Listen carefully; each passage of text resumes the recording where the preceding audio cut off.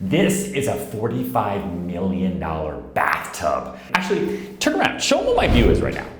How insane is that view? This is a raised DJ booth I'm standing on right now. That's where we're going.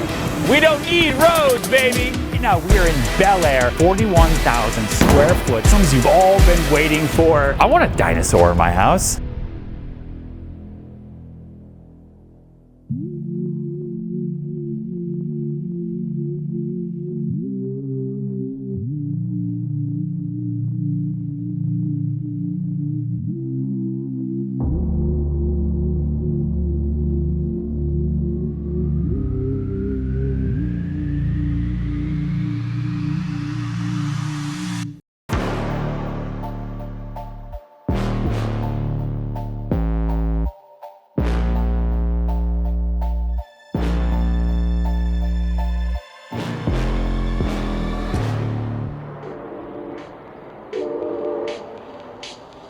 Take off my shoes, right? No shoes allowed in apartments like this.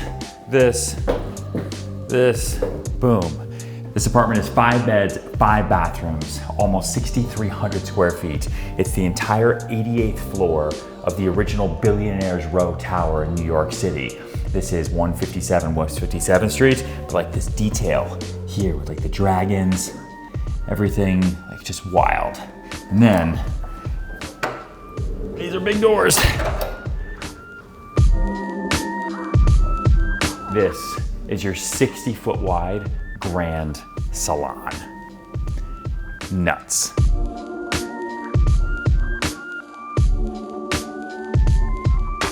So to give you in context of where we are, this is Billionaires Row. That's 111 West 57th Street. That's 432 Park, okay? We're also looking down. You've got the Chrysler building there, right? All the new towers, 520 Park. Oh, the exposure's kind of brutal. This is what I have Diego for. And then this is your view. But this is your grand salon. 60 feet. 60 feet from window to window. Like, this is massive. Like, there's so much you could do in this space. These ceilings, these columns, and this is what holds this building up, okay? Here in this building, these columns are pure cement, like they're huge. These columns, you'll see them right in this room, 1, 2, 3, 4, 5, 6, and they kind of anchor the entire building through. They balance the weight of the tower.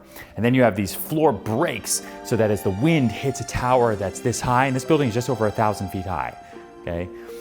As the wind hits it, the building can move with the wind. But something that's really, really interesting, and people ask me this all the time, about towers that are this big, is New York has something that's really, really unique to it, okay? Like, you couldn't build a 1,000-foot tower in the middle of New Jersey, right? You couldn't. The ground is too soft. There'd be nothing to anchor it into. New York City, as tiny as it is, I mean, look how small it is, right? As tiny as New York City is, as much of a rock as it is, that's why they call this a rock, this island, because it is rock. New York City has bedrock. And so when you're building these towers, you dig down, you do what's called these pilings, and then you tie the building into the bedrock. So all of the bedrock of the earth is then holding up, basically, relatively, compared to the earth, this little building. So the building seems really tall and scary, and oh my God, that thing is so high. Central Park Towers right here, 220 Central Park South. These buildings are so tall, how do they stand up? Imagine if, someone was holding your feet and someone came to push you over. You wouldn't fall over like this because someone would hold your feet, but you would definitely fall over, okay? That's anywhere else. In New York City, it's like there are 15 people gripping and holding on to your legs beneath your knees, and then the tower is built on top. Someone tries to push you over, you're like,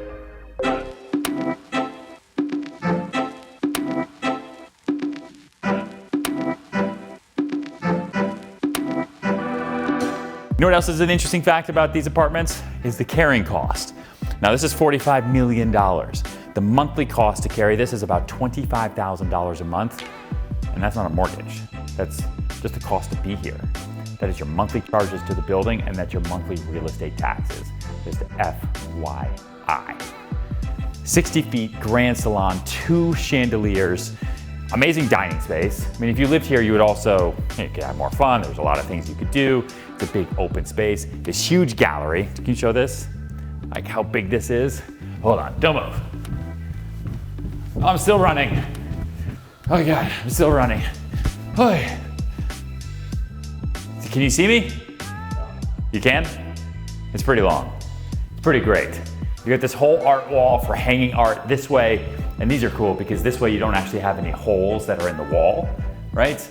The art just hangs, and you can always detach those because you don't want to have any holes in the walls.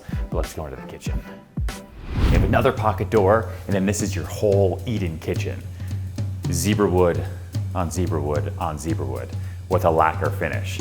And this is cool, like this is all storage here, but they've got fun little details. Like this way, when you're spending this amount of money, right, you don't want to actually see bar stools. So this cabinet is a bar stool. Details, it's all in the details. It's amazing.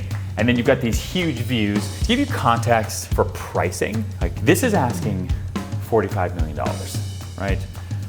The Penthouse at 15 Central Park West 10 years ago sold for $88 million. Different brand building, 15 CPW. The Penthouse there of 220 Central Park South, that building, just sold to the owner of the Brooklyn Nets and one of the founders of Alibaba, I think, Josiah, for $200 million. And by the time you watch this, I will have listed the Penthouse of Central Park Tower, the highest residential home on the planet, for $250 million. So $45 million, it's like $45, right? This is an amazing value for this penthouse on the direct runway of Central Park. Like I'm sitting here, I don't know if you can see this, but I'm sitting here and I've got the Central Park views. You've got your wine cooler, all your extra pantry space, storage space, huge freezer. Oh God, look how much food's in here. Room for your food. Huge refrigerator, look how much food's in here. Yep.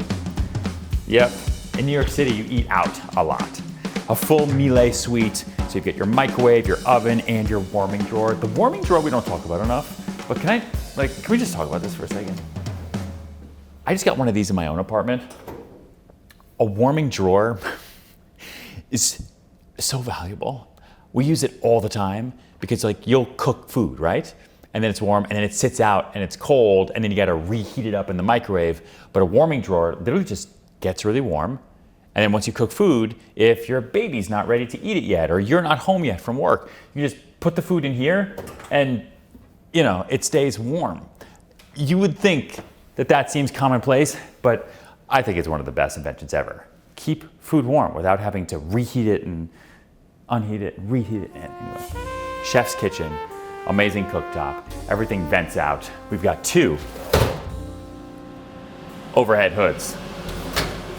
Because this kitchen is so big, it's pretty amazing. And then we wrap all the way around. From here, we start to see all the bedrooms. Like I told you, there are 4 bedrooms plus the primary. And actually, to show you these, let's do something a little bit different. I'm gonna pretend I'm one of the people that could live in this apartment in each bedroom. Ready, set, go.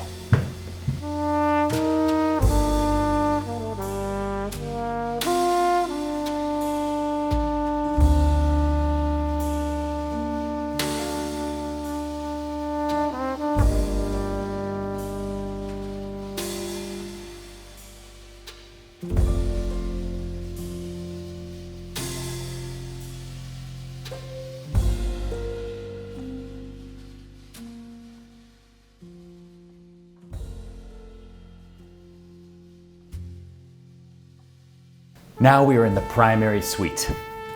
This wallpaper is soft to the touch. Like it's very, very textured. Again, you just came home. You went to your living room, you went to the kitchen, you got your dinner, you went and checked on all your crazy kids, and now this is your sanctuary. It's now your home. And one of the things that I've always loved about this building, other than the views and location and the amenities, which are crazy, are these bathrooms. Now this primary bathroom, because it's in the penthouse, has 2 sides, 2 sinks, 2 toilets, 2 everything, and you meet in the middle with where we started, which is this insane bathtub that was craned above New York City to sit in this apartment. So as you see, the streets closed, right? Road closures, craziness everywhere.